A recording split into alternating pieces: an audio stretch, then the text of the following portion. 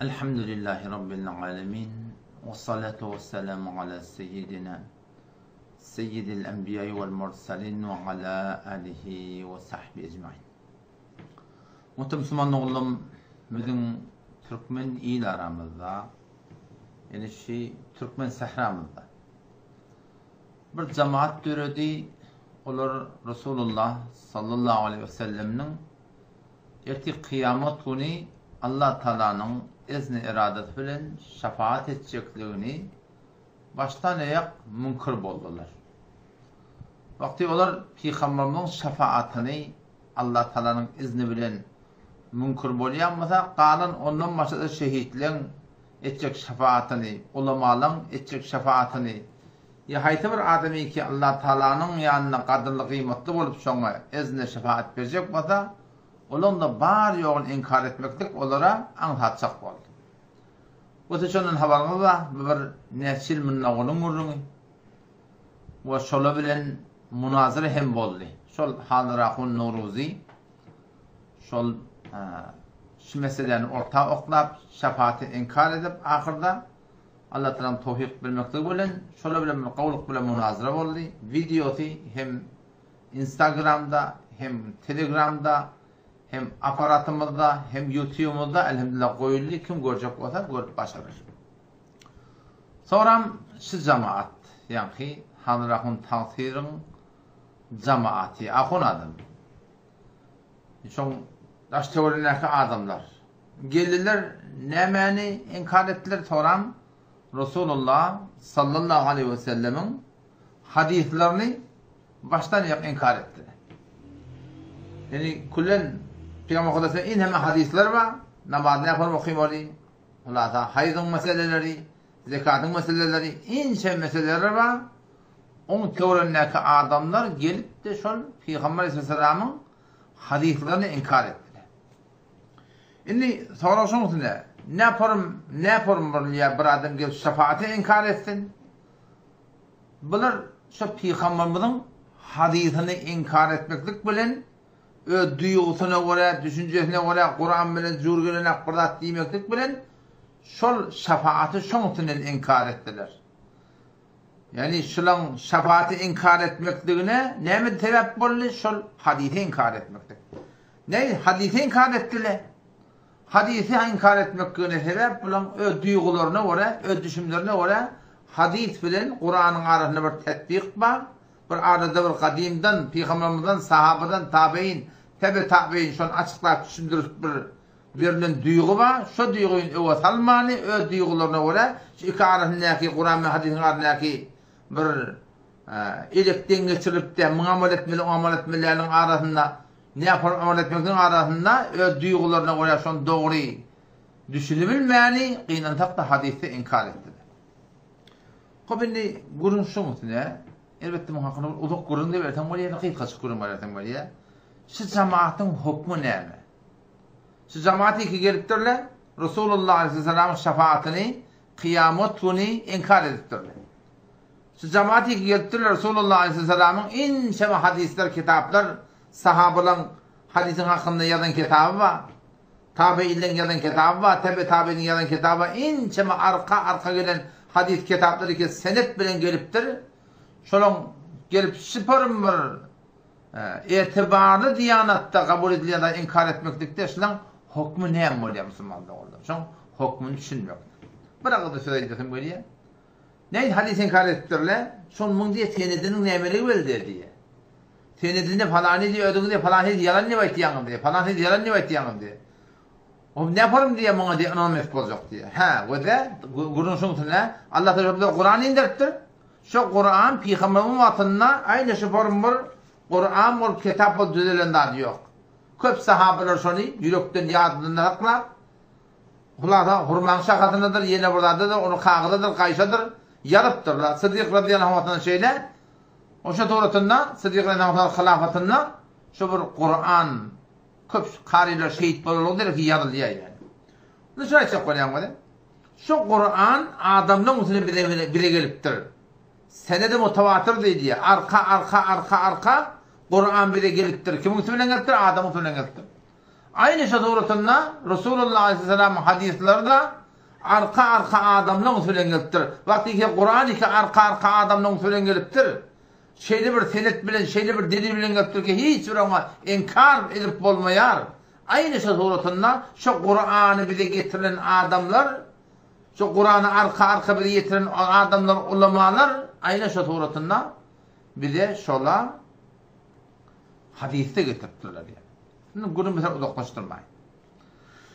Şu cemaatin hükmü ne var yani? Dikkat edin o da. Mevlana Muhammed Ömer Serbazi rahmetullahi aleyh fetavasını okuyup verin. Toramda Hanefi mezhebinin fıkhından okuyup verin. Yani ki Mevlana Ömer Serbazi rahmetullahi aleyh fetavayı men bölürüm. Avvakı Ziyad'ın 70'in sefretinde hükmü münker hadis-i nebeviydi aleyhisselam. Burada Peygamber'in hadisinin karşısında ne var diye sada ittir bir ittifak ulema-i ehl-i sünnet. Bütün ulema-i ehl-i sünnet hemmeti 4 mezhep. Aslında mezhebi durmayanlar bağırıyor. Bu mujtehidin ehl-i teşeyyü. Şii'nin da hatta mujtehidleri hava. Münkerin. Şu yani ki Peygamber hadisini inkar ettiler. Şöyle mulhid ve kuffaren diye. Şöyle dinden çıkarlı kafir şöyle diktir. Nikah keden azanaha. Şöyle adamdan ki şefaati inkar edip yerleye, hadisi inkar edip yerle. Bu tadını hadisi inkar etmek hakkında yazılı. Yani şefaatin hakkında okuyup verin. Olur ki şefaati inkar edip yerle, hadisi inkar edip yerle. Oradan gıydanmaklık ve nikahlardan doktoran hutbanaha. Şöyle gıydın vermeklik haram-ı kati aslında icazı yok diptir. Ve kadde teallukat. Şöyle adamla katlaşamasan şuradan gevren çekmeklik gerek diye. Şu doğrultunda. Yine de inerlekem bu da fetavayı kufen Mevlana Ömer Serbazi rahmetullahi aleyhin inerlekem şey 2. cildinin sana diyeyim sefetten gidip verin 158'in sefetinde kavuşun hakkında risale yazdı. Bir makale yazdı.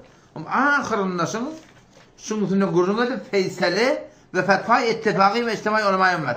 Kullu ummet-i İslam şu cemaatleri ki şefaati inkar ettiyerler. Şu cemaatleri ki hadisi inkar ettiyerler. Şunun hakkında ummet-i İslam'ın ne fetvası var? Evet bu tadiyen ettim ama hadisin gururunu yani şefaatin hakkında okuyup verin. Onda ştada diye şöyle ki hadisi inkar ettiyen adamlar şu tuğratınlar tamam ulemayı ummet-i İslam diyubendi olsun. Birili olsun şu ehl-i bidgat. Ehl-i hadis olsun. Yani mezhep gerekli deyip verirler. Şii'ler olsun. Hem mekşi'nin hakkında yazıp da şeyle ayettiler fetva verdi diye ki in guru kafir ennevetti. Şu cemaat kafir istolukta yapkan yani. O zaman tamam üstada at veriyor falan alın bedi falan alın tamam şu Mekke hatta ulemalarının Medine ulemalarının o suretini var akıyım gayri muhalliden ulemalarının hem at getirip suretini Müslüman'da oğlum şundan hakkında fetva verdi. Şimdi de Behr Raik'tan okuyup vereyim. Şu suretini Merakil Felah'tan okuyup vereyim. Haşet Tahtavud'dan okuyup verin. Fethül Kadir'den okuyup verin. Ne mi diye? O da diyor ki şefaatin yani hadise mümkününe gurun geçti. Şefaatin kar edilenler burada kafir diye ettirler. O son yılında namaz okumak doğru değil. Yani bu mümkün şefaat Behr Raik'ta 5'in sefetinde 151'in sefetinde Mektebi Şamil'de geliyor. Ve men yunkir şefaat. Hayır burada şefaatin inkar etti. Kıyametin Allah Teala'nın görmekte inkar etti. Ya azab-ı kabir inkar etti. Ya kiramen katibin inkar etti. Şüphem dağıtını inkar etti. Fehuve mubtedi'un. Şol ehli bidgattan. Ellezine olur adamları iki var akıyım. Şolun izinden namaz okuymaklık kerahatı var. Yani harama olaydı. Bu da yine ganimet fetva verdi. Sonra Merakil Felah'ta ne mi diye? Felat tesihhu. Doğru değil. İmamet-i münkerül ba'as. O adamı ki uğurlayıp dirilmek inkar ettiye. O adam imam olmak doğru değil. Yahdi Sıddık radıyallahu anh halafatını inkar ettiye. Onun namaz okumak doğru değil. O yunkürü şefaat diye. Ya haydi adam ki şefaati inkar etti. Onun namaz okumaklık. Onun imam olmadan onun namaz okumak doğru değil. Şu soruda Haşet Tahtavud'da Allah'ın Meral Felah Nur'un izan şerhinde de Bab-ül İmameti sırahatına etiye فَلَا تَسِحُ İmametu. O adamı ki şefaati inkar ettiye. Şun imam olmaklığı asıl doğru değil. Fethül Kadir'de geliyor. Hanefi mezhebin fukahalarından. Bab-ül İmametinde geliyor. Avvakı Ziyad'ın 35'in seferinde hem diye وَلَا تَجُوزُ caizdir. Es-salatu namaz. Half-ı münker şefaat. Şefaati inkar ettiyen adamın idinde. Namaz okumaklık doğru deyiptir. Ondan Allah Teala kıyametini görmekliği, azab-ı kabri, ikramın kadimişten hemini inkar burada diye yine namaz doğru diye o ne doğru diye? Li'ennehu kafirun ipti Huday Teala. Şuna Huday Teala'nın kafir ipti oldu. Ama şu taydı Müslüman da oldum. Bir kefi hakikatinden bana dilime almak da antar değil. Bir adam dedi ki la ilahe illallah deyip durlar. Muhammed Resulullah deyip durlar.